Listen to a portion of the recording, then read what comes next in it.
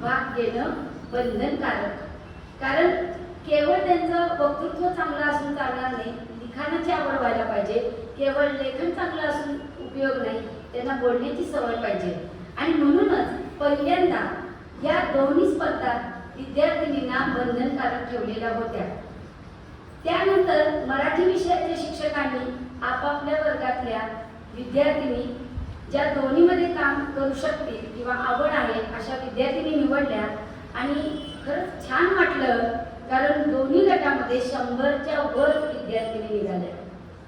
ही चांगली गोष्ट होती की या मुलींना असं करावंसं वाटतंय.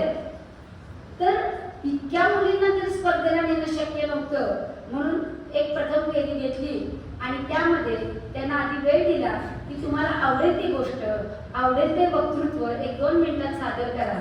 आणि ही पहिली चाळण आमची झाली. आणि त्यामध्ये लहान गटामध्ये 40 आणि मोठ्या गटामध्ये 34 विद्यार्थिनी निघाल्या. आता प्रश्न होता की ह्या मुलींना ह्या दोन्ही गोष्टींबद्दल सविस्तर माहिती सांगणं गरजेचं होतं. आणि म्हणून 2 ऑगस्ट रोजी एक कार्यशाळा घेतली 12 वाजल्यापासून 5 वाजेपर्यंत. वक्तृत्व या विषयाचं मार्गदर्शन करण्यासाठी विठ्ठल मोहिते आले होते. आणि या त्यांच्या मार्गदर्शनाला सगळ्या विद्यार्थ्यांनी आम्ही उपस्थित ठेवल्या होत्या. कारण वक्तृत्व अशी कला आहे की सगळीकडे ती उपयोगी पडते. आणि आज ज्या विद्यार्थ्यांनी 5वी-6वीला आहेत त्या पुढे 8वी-9वीला जातील आणि त्यांच्याही कानावरनं जाणं गरजेचं होतं. म्हणून एकत्र आम्ही त्यांचं मार्गदर्शन ठेवलं. आणि नंतर मात्र आम्ही पुन्हा 2 गट केले. त्यात 5वी, 6वी, 7वीला कथा कशी निवडायची, कशी सांगायची, कथेचा बाज काय असतो, या सगळ्याच आणि प्रात्यक्षिक हे त्या मुलींना वंदना उळबत्ते यांनी सांगितलं. तसंच निबंध कसा लिहायला पाहिजे, त्याची सुरुवात कशी, कशा पद्धतीनं त्यात वर्णन यायला पाहिजे हे अनिता ठिगळे यांनी तिथं मार्गदर्शन केलं. 8वी-9वीला आशिष यमकर सर यांनी संवाद लेखनाबद्दलचं मार्गदर्शन केलं. संवाद कसा लिहायचा, कसा त्याची मांडणी कशी पाहिजे, या सगळ्याचं मार्गदर्शन झाल्यानंतर त्यांना विषय देण्यात आले. अर्थात 5वी, 6वी, 7वीचा गट लक्षात घेता त्यांच्यावरती असं एकच विषय असा आम्ही ठेवला नाही. त्याच्यात त्यांना मुक्तपणा दिला आणि कोणतीही कथा 5 मिनिटात सादर करावी असं त्यांना सांगितलं. आणि तुम्हाला आवडलेली सगळ यावरती 500 ते 600 शब्द तुम्ही निबंध लिहायचं असं त्यांना मोकळीक दिली. 8वी ते 10वीच्या विद्यार्थिनींना मात्र भाषणासाठी विषय दिलेले होते. ते विषय मी मुद्दामून सांगते की जे विद्यार्थिनींनी विचार करणं गरजेचं होतं. पर्यावरण संरक्षण काळाची गरज. दुसरा विषय स्त्री स्वातंत्र्याचा अर्थ. तिसरा विषय मी देशसेवा अशी करेन. हे विषय वक्तृत्वाला होते. आणि संवाद लेखनासाठी करिअरची निवड.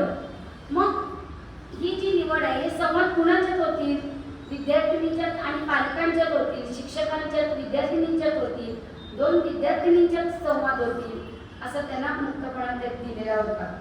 मानवी वस्तीत आलेल्या बिबट्या ह्याच्याशी संवाद, तो विद्यार्थिनीचा. त्यानंतर विषय होता भाकरी आणि पिझ्झा. आज जी खाद्य संस्कृती बदलते आहे याबद्दल विद्यार्थिनींचं काय मत आहे हे जाणून घ्यायचं होतं. आणि 4था विषय होता मोबाईलचा वापर, जी आज समस्या फार गंभीर आहे आणि त्याची जाणीव निर्माण व्हावी. पालक आणि विद्यार्थिनी आणि आपल्या 2 मैत्रिणी किंवा 2 भावंड हा काय संवाद करतील असे विषय त्यांना संवाद लेखनासाठी दिलेले होते. त्यांना या सगळ्या तयारीला वेळ दिला. त्यांनी त्या आपापल्या शिक्षकांकडून ते तपासून घेतलं. त्याच्यामध्ये त्यांना करेक्शन सांगितलं गेल्या. त्यांची पुन्हा एकदा किती तयारी झाली आहे ती पाहिली. या किती व्यवस्थितपणाने लिहितात, व्यवस्थितपणाने बोलतात हे सगळं एकदा पाहिलं. आणि मग मात्र त्यांच्या फायनली स्पर्धा ज्या आहेत त्या 9 सप्टेंबरला लेखनाच्या झाल्या. त्यांना 1 तास वेळ दिला गेला. संस्थेकडून आपण कागद दिले आणि त्याच्यावरती ती स्पर्धा त्यांनी न बघता इथे आपला विषय मांडला. आणि ते जे कागद होते ते परीक्षकांना पाठवले गेले.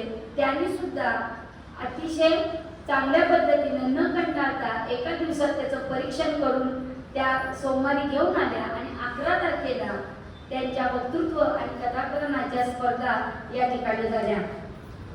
यासाठी आपण परीक्षक जे आणले होते ते तज्ज्ञ असे परीक्षक होते.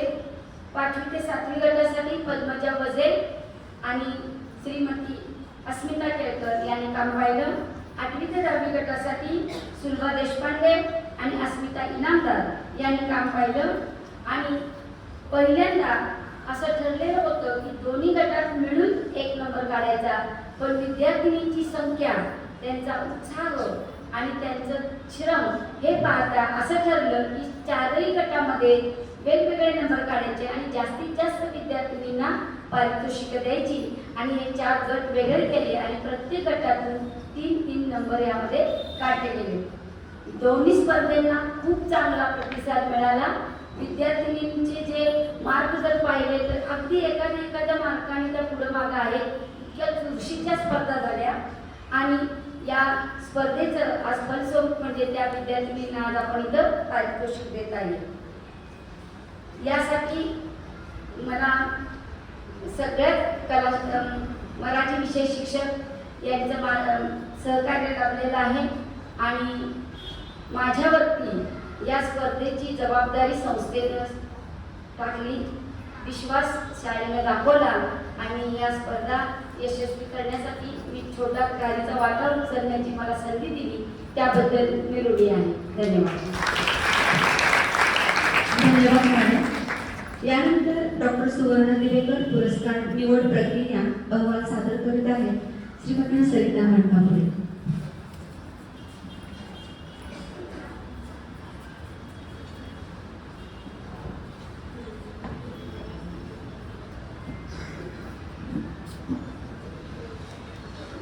नमस्कार.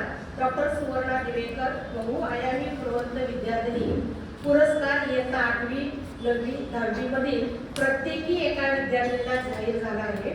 पुरस्कार प्राप्त विद्यार्थिनींची निवड कशी केली याविषयी थोडक्यात सांगते.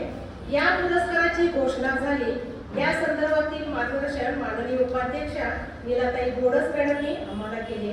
यानंतर आम्ही 8वी, 9वी, 10वी मधील सर्व विद्यार्थिनींना एकत्र करून या पुरस्काराची माहिती दिली.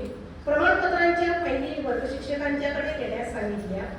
फाईलमधील प्रमाणपत्रे व इतर माहितींची मांडणी कशी असावी हेही सांगितले. 8वी इयत्ता प्रमुख सौ अनुधा गुर्जर, 9वी इयत्ता प्रमुख श्री जयंत सहस्रबुद्धे, 10वी इयत्ता प्रमुख सौ प्रांजली कुलकर्णी यांच्याकडे वर्ग शिक्षकांनी फाईल्स जमा केल्या.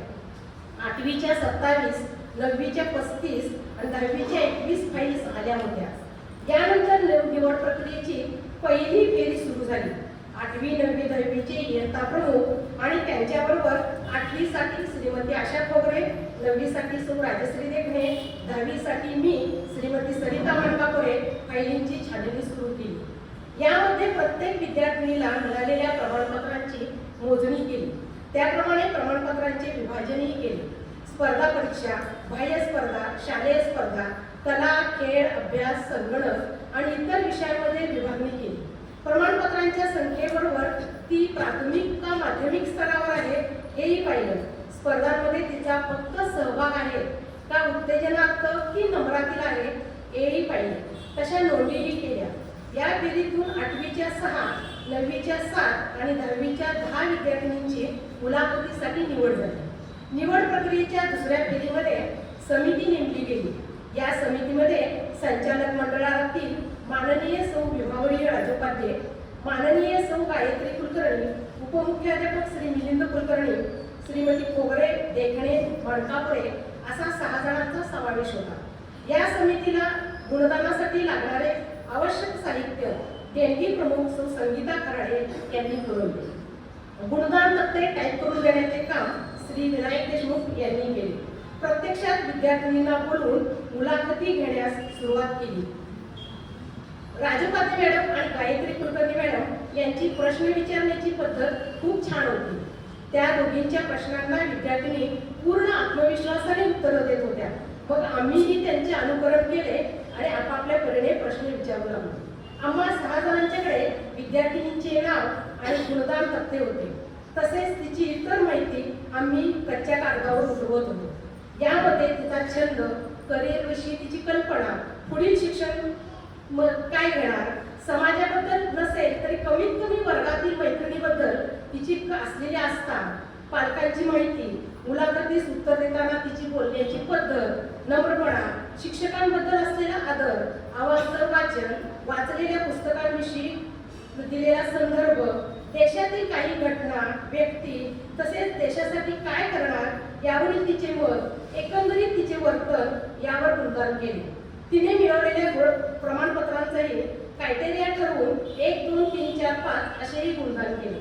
मुलाखत 8वी, 9वी, 10वीतील विद्यार्थिनीची होती, पण कोणत्या तरी मोठ्या कंपनीच्या एम्प्लॉईजसाठी इंटरव्ह्यू सुरू आहे असं वाटत होतं.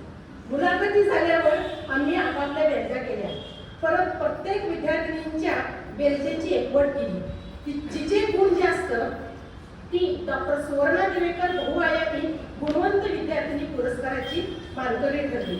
मला आपल्याला सांगायला आनंद होतो आहे की दोन्हीही निवड प्रक्रिया फेऱ्या इतक्या पारदर्शक झाल्या. मी अतिशयोक्ती करत नाही, कारण अंतिम निकालामध्ये 6 जणांचे गुण उतरवले तेव्हा त्या गुणांमध्ये 1 किंवा 2च्या फरकाने किंवा 6 पैकी 3घांचे तरी जवळजवळ गुण सारखेच होते. एकवट करूपर्यंत आम्ही आमचे गुण कुणालाही दाखवलेले नव्हते.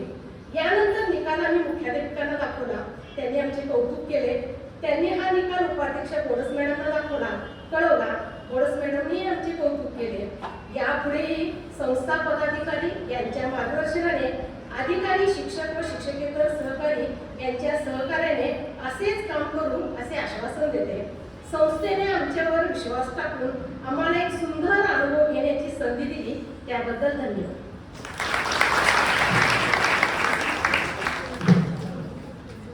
धन्यवाद मॅडम. या दोन्ही स्पर्धांमधील पारितोषिक प्राप्त विद्यार्थिनींचे यादी वाचन करीत आहेत सौ संगीता खराडे.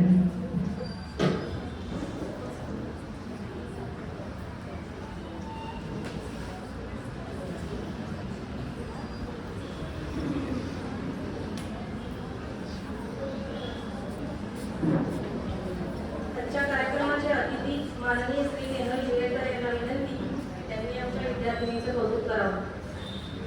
विद्यार्थिनींना विनंती, माझं वाचन पूर्ण होईपर्यंत विद्यार्थिनींनी इथेच थांबायचं आहे. प्रथम इयत्ता 8वी बहुआयामी गुणवंत विद्यार्थिनी पुरस्कार कुमारी जमादार जुएरिया अब्दुल 8वी हो. या पुरस्काराचं स्वरूप आहे, विद्यार्थिनी सगळ्यात शेवटी काय वाजवायचे आहेत. या पुरस्काराचं स्वरूप आहे रोख 2000 रुपये आणि प्रशस्तीपत्र. ही विद्यार्थिनी हिंदी बालवाणी परीक्षेत प्रथम आलेली आहे. इंग्रजी प्री एलिमेंटरी यामध्ये सहभाग, PSC स्पर्धा परीक्षेत सहभाग, स्कॉलरशिप परीक्षेत सहभाग, वक्तृत्व स्पर्धेत नंबर, सुभाषित पाठांतर स्पर्धेत सहभाग, संस्कृत कथाकथन 2रा नंबर, नृत्य नाट्य स्पर्धेत सहभाग, चित्रकला आवड सहभाग, संगणक ऑलिम्पियाडमध्ये सहभाग. त्या विद्यार्थिनीला भविष्यात MBBS होऊन समाजाची सेवा करायची इच्छा आहे. अभ्यासात अतिशय नम्र असलेली ही विद्यार्थिनी पहिल्या 5 आहे. त्या विद्यार्थिनीचं अभिनंदन.